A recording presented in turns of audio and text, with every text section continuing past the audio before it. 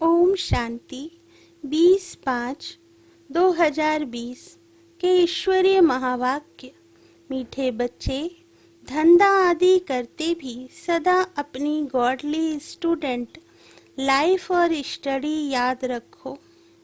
स्वयं भगवान हमको पढ़ाते हैं, इस नशे में रहो। प्रश्न: जिन बच्चों को ज्ञान अमृत हजम करना आता है, उनकी निशानी क्या होगी? उत्तर: उन्हें सदा रूहानी नशा चढ़ा रहेगा और उस नशे के आधार पर सबका कल्याण करते रहेंगे। कल्याण करने के सिवाय दूसरी कोई बात करना भी उन्हें अच्छा नहीं लगेगा। कांटों को फूल बनाने की ही सेवा में बिजी रहेंगे। ओम शांति। अब तुम बच्चे यहाँ बैठे हो और यह भी जानते हो कि अभी हम पाठधारी हैं। 84 जन्मों का चक्र पूरा किया है। यह तुम बच्चों की स्मृति में आना चाहिए। जानते हो कि बाबा आया हुआ है हमको फिर से राज्य प्राप्त कराने व तमो प्रधान से सतो प्रधान बनाने। यह बातें सिवाय बाप के और कोई नहीं समझाएंगे। तुम जब यहाँ बैठते हो तो तुम जैसे स्कूल में बैठे हो, बाहर हो तो स्कूल में नहीं हो। जानते हो यह ऊंच से ऊंच रूहानी स्कूल है। रूहानी बाप बैठ पढ़ाते हैं। पढ़ाई तो बच्चों को याद आनी चाहिए ना। यह भी बच्चा ठहरा। इनको अथवा सभी को सिखलाने वाला वह बाप है। सब मनुष्य मात्र की आत्माओं का बाप वह है। वह आकर शरीर का लोन लेकर तुमको समझा रहे हैं। रोज समझाते हैं। यहाँ जब बैठते हो तो बुद्धि में स्मृति रहनी चाहिए कि हमने 84 जन्म लिए। हम विश्व के मालिक थे, देवी देवता थे, फिर पुनर्जन्म लेते लेते आकर पट पड़े। भारत कितना सॉल्वेंट था, सारी स्मृति आई है। भारत की ही कहानी है, साथ साथ अपनी भी। अपनों को फिर भूल न जाओ। हम स्वर्ग में राज्य करते थे, फिर हमको 84 जन्म लेने पड़े। यह सारा दिन स्मृति में लाना पड़े। धंधा आदि करते, स्टडी तो याद आनी चाहिए ना। हम कैसे विश्व के मालिक थे, हम कैसे विश्व के मालिक थे, फिर हम नीचे उतरते आए। बहुत सहज है, परंतु यह याद भी कोई को रहती नहीं। आत्मा पवित्र ना होने के कारण याद खिसक जाती है। हमको भगवान पढ़ाते हैं, यह याद खिसक जाती है। हम बाबा के स्टूडेंट हैं। बाबा कहते रहते हैं, याद की यात्रा पर रहो। बाबा हमको पढ़ाकर यह बना रहे हैं, सारा दिन यह स्मृति आती रहे बाप की। बाप ही स्मृति दिलाते हैं। यही भारत था ना। हम सो देवी देवता थे, सो अब असुर बने हैं। पहले तुम्हारी भी बुद्धि आसुरी थी, अब बाप ने ईश्वरी बुद्धि दी है। परंतु फिर भी कोई कोई की बुद्धि में बैठता नहीं है। भूल जाते हैं बाप कितना नशा चढ़ाते हैं। तुम फिर से देवता बनते हो तो वह नशा रहना चाहिए ना। हम अपना राज्य ले रहे हैं, हम अपना राज्य करेंगे। कोई को तो बिल्कुल नशा चढ़ता नहीं है। ज्ञान अमृत हजम ही नहीं होता है। जिन्हें नशा चढ़ा हुआ होगा, उन्हें किसका कल्याण करने के सिवाय दूसरी कोई बात करना भी अच्छा नहीं लगेगा। फूल बनाने की सर्विस में ही लगे रहेंगे। हम पहले फूल थे, फिर माया ने कांटा बना दिया। अब फिर फूल बनते हैं। ऐसी ऐसी बातें अपने से करनी चाहिए। इस नशे में रह तुम किसको भी समझाएंगे तो झट कोई को तीर लगेगा। भारत गार्डन ऑफ अल्लाह था, अब पतित बन गया है। हम ही सारे विश्व के मालिक थे, कितनी बड़ी बात है। अभी फिर हम क्या बन गए हैं, कितना गिर गए। हमारे गिरने और चढ़ने का यह नाटक है। यह कहानी बाप बैठ सुनाते हैं। वह है झूठी, यह है सच्ची। वह सत्यनारायण की कथा सुनाते हैं। समझते थोड़े ही हैं कि हम कैसे चढ़े फिर कैसे गिरे। यह बाप ने सच्ची सत्यनारायण की कथा सुनाई है। राजाई कैसे गवाई ये सारी है अपने ऊपर। आत्मा को अभी मालूम पड़ा है कि हम कैसे अब बाप से राजाई ले रहे हैं। बाप यहाँ पूछते हैं तो कहते हैं हाँ नशा है। फिर बाहर जाने से कुछ भी नशा नहीं रहता। बच्चे खुद समझते हैं, भल हाथ तो उठाते हैं, परंतु चलन ऐसी है जो नशा रह ना सके। फीलिंग तो आती है ना। बाप बच्चों को स्मृति दिलाते हैं, बच्चे तुमको मैंने राजाई दी थी, फिर तुमने गवा दी। तुम नीचे उतरते आए हो, क्योंकि यह नाटक है चढ़ने और उतरने का। आज राजा है, कल उसको उतार देते हैं। अखबार में बहुत ऐसी ऐसी बातें पढ़ती हैं जिसका रिस्पॉन्ड दिया जाए तो कुछ समझे। यह नाटक है, यह याद रहे तो भी सदैव खुशी रहे। बुद्धि में है ना। आज से 5000 वर्ष पहले शिव बाबा आया था, आकर राजयोग सिखाया था। लड़ाई लगी थी। अभी ये सब राइट बातें बाप सुनाते हैं। यह है पुरुषोत्तम युग। कलयुग के बाद यह पुरुषोत्तम युग आता है। कलयुग को पुरुषोत्तम युग नहीं कहेंगे, सतयुग को भी नहीं कहेंगे। आसुरी संप्रदाय और दैवी संप्रदाय कहते हैं, उनके बीच का है यह संगम युग। जबकि पुरानी दुनिया से नई दुनिया बनती है। नई से पुरानी होने में सारा चक्र लग जाता है। अभी है संगम युग। सतयुग में देवी देवताओं का राज्य था, अब वह है नहीं। बाकी अनेक धर्म आ गए हैं। यह तुम्हारी बुद्धि में रहता है। बहुत हैं जो 6-8 मास 12 मास पढ़कर फिर गिर पड़ते हैं, फेल हो पड़ते हैं, भल पवित्र बनते हैं, परंतु पढ़ाई नहीं करते तो फंस पड़ते हैं। सिर्फ पवित्रता भी काम नहीं आती। ऐसे बहुत सन्यासी भी हैं, वह सन्यास धर्म छोड़ जाए गृहस्थी बन जाते हैं, शादी आदि कर लेते हैं। तो अब बाप बच्चों को समझाते हैं, तुम स्कूल में बैठे हो, यह स्मृति में है हमने अपनी राजाई कैसे गवाई, कितने जन्म लिए। अब फिर बाप कहते हैं विश्व के मालिक बनो। पावन जरूर बनना है।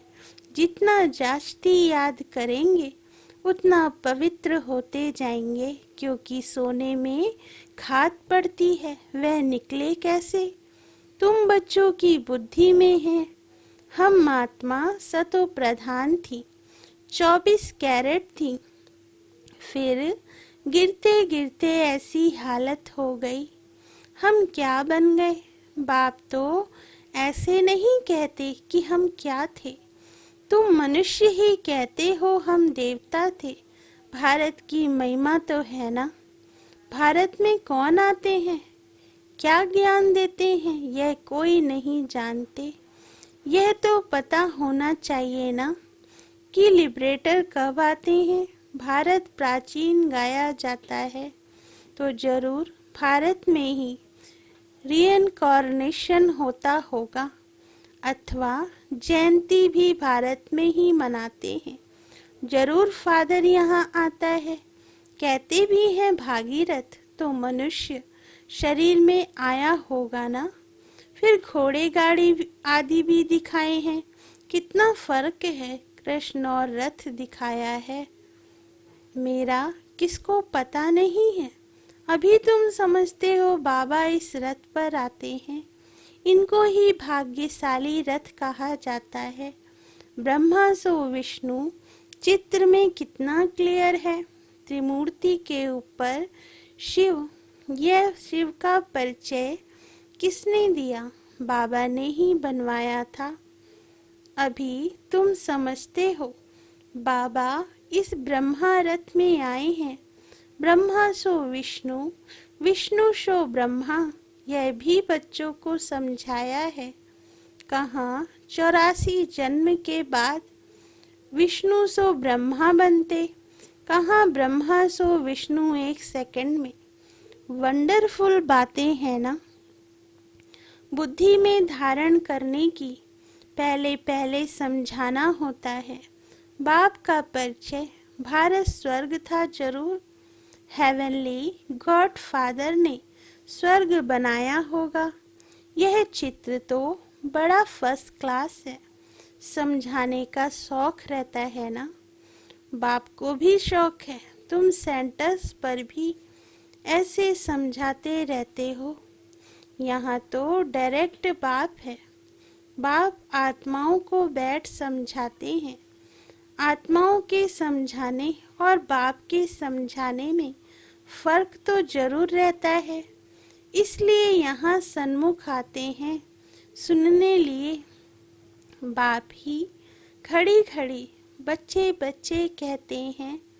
भाई भाई का इतना असर नहीं रहता जितना बाप का रहता है। यहाँ तुम बाप के सन्मुख बैठे हो। यहाँ तुम बाप के सन्मुख बैठे हो। आत्माएं और परमात्मा मिलते हैं तो इसको मेला कहा जाता है। बाप सन्मुख बैठ समझाते हैं तो बहुत नशा चढ़ता है। समझते हैं बेहद का बाप कहते हैं, हम उनका नहीं मानेंगे। बाप कहते हैं हमने तुमको स्वर्ग में भेजा था, फिर तुम 84 जन्म लेते लेते पतित बने हो, फिर तुम पावन नहीं बनेंगे। आत्माओं को कहते हैं, कोई समझते हैं बाबा सच कहते हैं, कोई तो झट कहते बाबा हम पवित्र क्यों नहीं बनेंगे। बाप कहते हैं मुझे याद करो तो तुम्हारे पाप कट जाएंगे, तुम सच्चा सोना बन जाएंगे। मैं सभी का पतित पावन बाप हूँ। तो बाप की समझानी और आत्माओं की बच्चों की समझानी में कितना फर्क है समझो। कोई नए आ जाते हैं, उनमें भी जो यहाँ का फूल होगा तो उनको टच होगा। यह कहते ठीक है, जो यहाँ का नहीं होगा तो समझेगा नहीं। तो तुम भी समझाओ। हम आत्माओं को बाप कहते हैं तुम पावन बनो। मनुष्य पावन बनने के लिए गंगा स्नान करते हैं, गुरु करते हैं, परंतु पतित पावन तो बाप ही है। बाप आत्माओं को कहते हैं कि तुम कितने पतित बन गए हो। इसलिए आत्मा याद करती है कि आकर पावन बनाओ। बाप कहते हैं मैं कल्प कल्प आता हूँ, तुम बच्चों को कहता हूँ यह अंतिम जन्म पवित्र बनो। यह रावण राज्य खत्म होना है। मुख्य बात ही है पावन बनने की। स्वर्ग में विष होता नहीं। जब कोई आते हैं तो उनको यह समझाओ कि बाप कहते हैं अपने को आत्मा समझ मुझ बाप को याद करो तो पावन बन जाएंगे। खाद निकल जाएगी। मन मना भव अक्षर याद है ना। बाप निराकार है, हम आत्मा भी निराकार हैं। जैसे हम शरीर द्वारा सुनते हैं, बाप भी शरीर में आकर समझाते हैं। नहीं तो कैसे कहें कि मामे कम याद करो, देह के सभी संबंध छोड़ो। जरूर यहाँ आते हैं, ब्रह्मा में प्रवेश करते हैं। प्रजापिता ब्रह्मा अब प्रैक्टिकल में है। इन द्वारा हमको बाप ऐसे कहते हैं। हम बेहद के बाप की ही मानते हैं। वह कहते पावन बनो, पतित बना छोड़ो, पुरानी देह के अभिमान को छोड़ो। मुझे याद करो तो अंतमति सो गति हो जाएगी। तुम लक्ष्मी नारायण बन जाएंगे। बाप से बेमुख करने वाला मुख्य अवगुण है एक दूसरे का पर चिंतन करना, इविल बातें सुनना और सुनाना। बाप का डायरेक्शन है, तुम्हें इविल बातें सुननी नहीं है। इनकी बात उनको, उनकी बात इनको सुनाना।